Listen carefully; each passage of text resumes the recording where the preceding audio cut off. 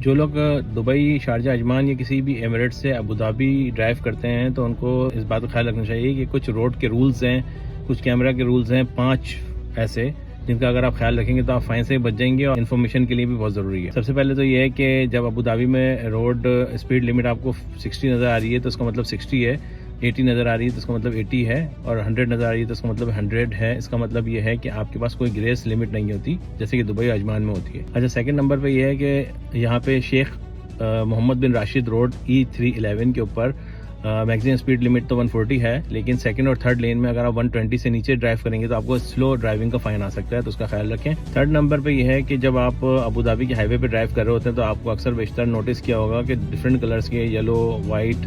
And blue colour के जो है वो सिग्नल्स मार्क आपको रोड की साइड पे नज़र आते हैं। इसका मतलब यह है कि आगे कोई डेंजरस कंडीशन है, कुछ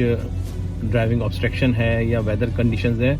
उसको डिफाइन किया जा रहा होता है उन कलर से। तो आप इस चीज़ का ख्याल रख सकते हैं या आपको इस बारे में पता चल सकता है जब आप हाईवे पे ड्राइव कर रहे होते हैं। चौथे नंबर पे यह है कि अबू धाबी ने कुछ AI powered traffic cameras introduce कराए हैं जो कि आपको नोट कर लेते हैं, पकड़ लेते हैं, फाइन दे देते हैं अगर आप लोगों को जाते हुए रास्ता नहीं देते, या फिर अगर आप रॉन्ग ओवरटेक करते हैं, या अगर आप बहुत करीब से ड्राइविंग कर रहे होते हैं, जिसे कहते हैं कि सेफ डिस्टेंस अगर आपने मेंटेन नहीं किया होता तो आपको भी फाइन आ सकता है। और पांचवें नंबर पे यह है कि जब आप